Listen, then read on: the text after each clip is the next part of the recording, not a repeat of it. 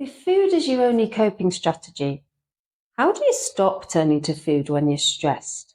The answer may be different than you think.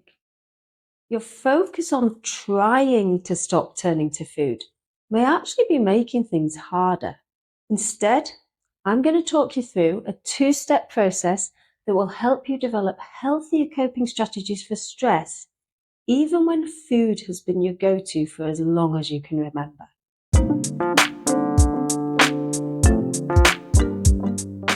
I'm Dr. Paula Watson. I'm a Liverpool-based psychologist providing therapy for people struggling with weight, disordered eating and exercise. On my channel, I help you get to the bottom of why you're struggling so you're better placed to make changes that last.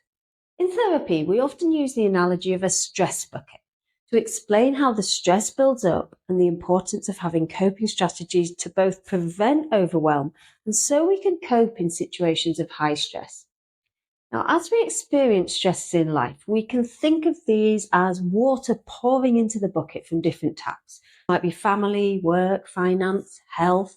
Your body and weight might even be one of these sources of stress. If we just keep letting the stresses pour in and never give ourselves any relief, our bucket's going to overflow.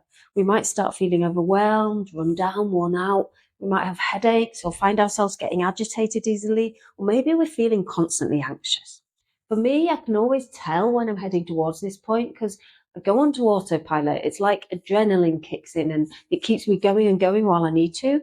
I know the crash is coming and I find myself making silly mistakes in my work. I forget things. There's a constant guilt that I'm not doing everything I should be doing. And it's often these times that I end up getting a cold or start feeling unwell. This is my body telling me to slow down. Now, returning to our stress bucket, what happens when we feel stressed is we turn to our coping strategies, which we can think of as holes letting water out of the bucket. Now, when these are healthy or adaptive coping strategies, such as having a rest, taking a walk, socializing, or journaling, these release some water from our bucket and we start to feel less stressed. But when these are unhealthy or maladaptive coping strategies, such as drinking alcohol, doom scrolling, overeating, or cutting ourselves off from others. Although it feels initially like these are releasing some water from the bucket, that water goes straight back up and keeps our stress going. So whilst food might provide some stress relief initially, it's often followed with feelings of guilt, of shame, and it can lead you to gain weight, all of which adds more stress to your bucket. And worse still, if your only outlet is food, you develop a reliance on this as there's no alternatives for dealing with your stress in the moment. So when it comes to trying to stop your emotional eating, this can feel really scary if you know that food is all you've ever known to rely on, because this is the only thing that's been keeping that water from overflowing.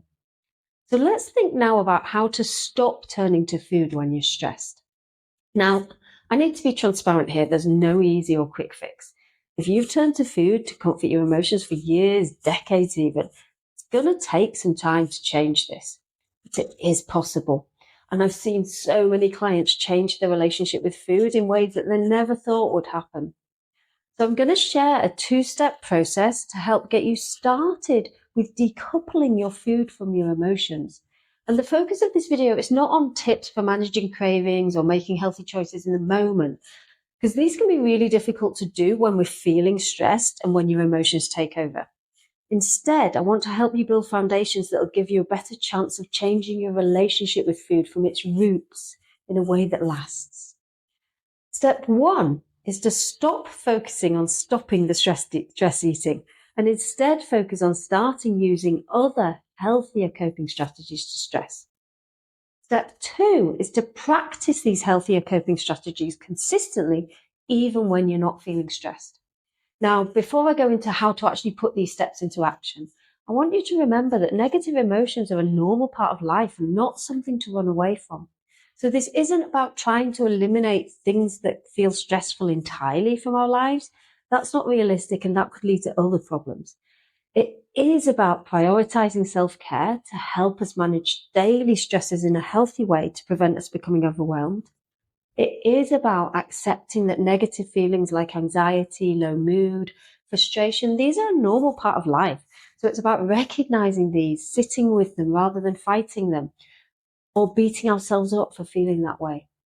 And it is about being kind to yourself, giving yourself permission to slow down, to rest, and to not be perfect.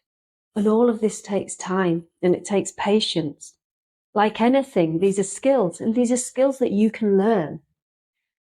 This can be difficult to do alone, and there's no shame in asking for help. So if you'd like some support with this, I offer one-to-one psychological therapy specifically focused on relationships with food, exercise, and weight. And people don't even know this is a thing. So if you'd like to learn more, check out my playlist on what psychological weight loss therapy involves. Now let's return to the two-step process and think about why each step's important and how you actually go about doing this. Step 1, stop focusing on stopping the stress eating and instead focus on starting using other healthier coping strategies to stress.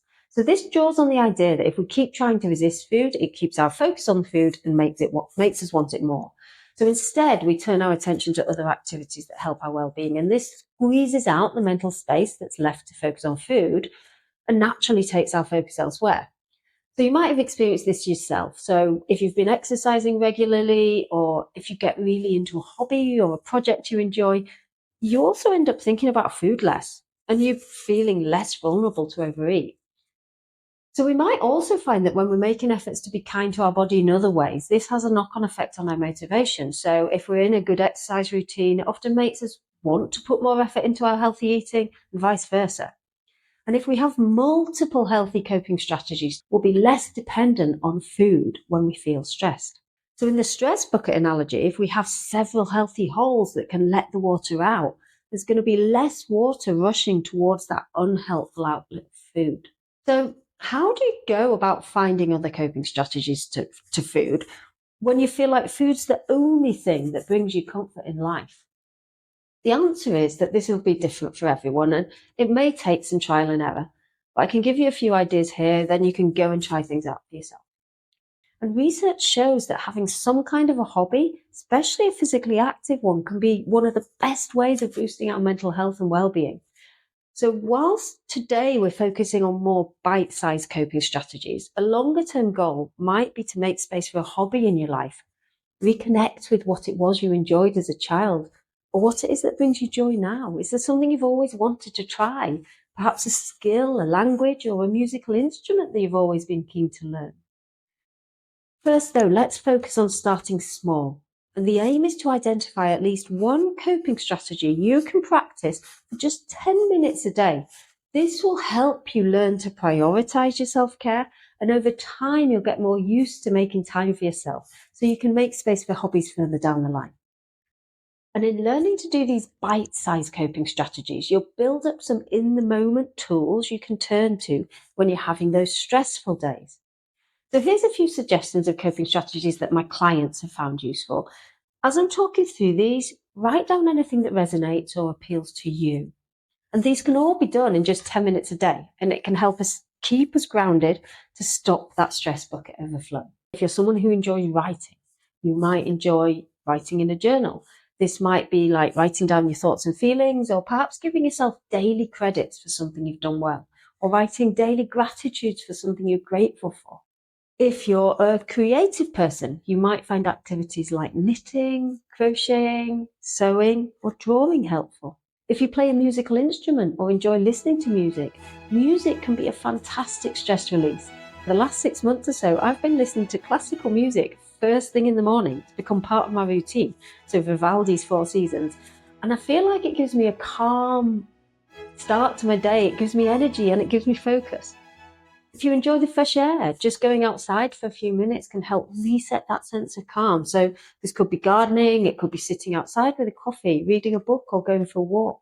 And if you're on the computer a lot with your work, breaking up that screen time with some gentle movement can help reduce stress. So this could be some stretches, could be taking a short break to walk around the block.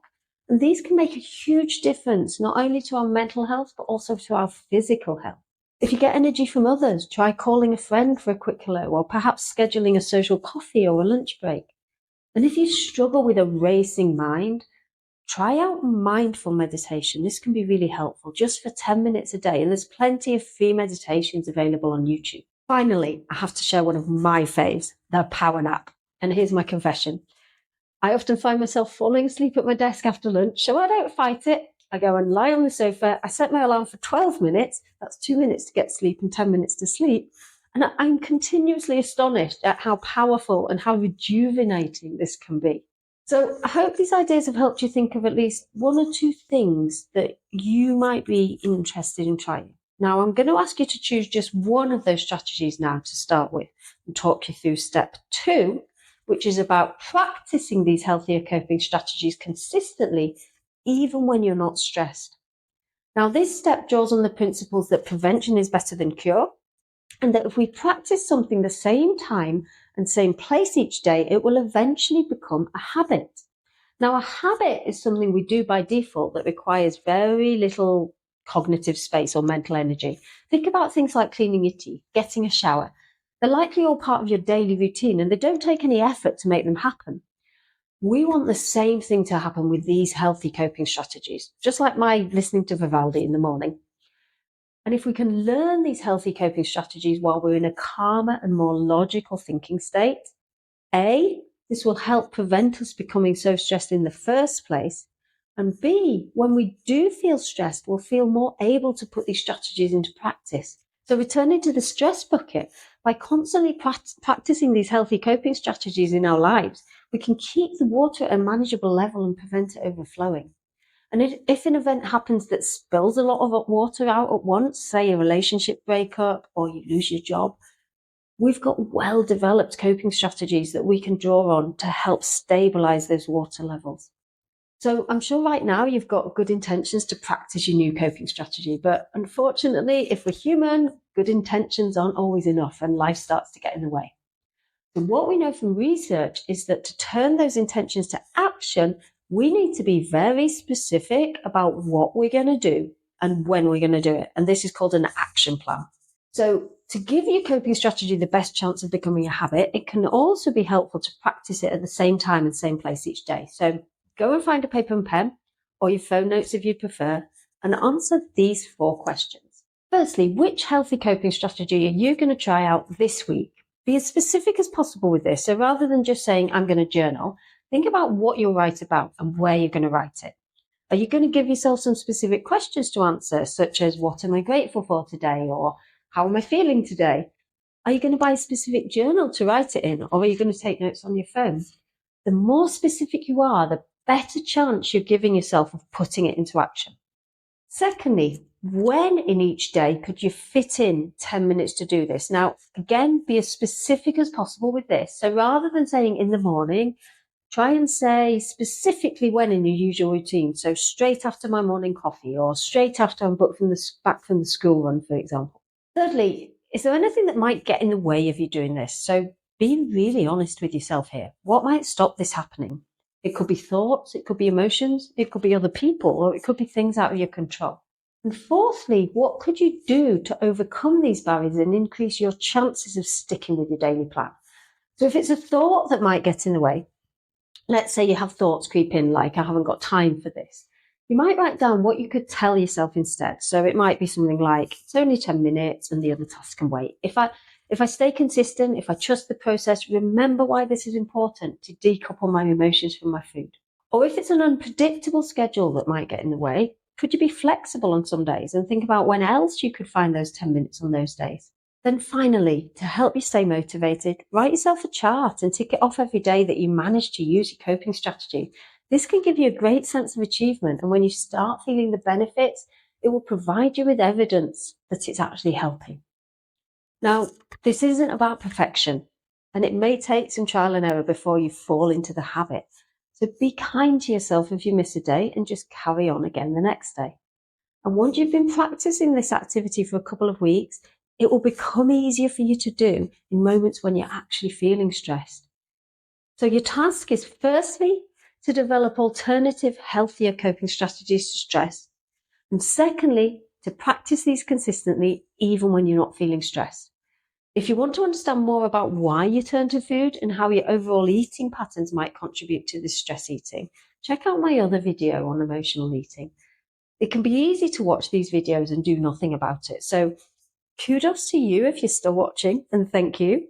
I'd love to hear what healthy coping strategy you're going to try out, so why not take 2 minutes right now and tell me in the comments.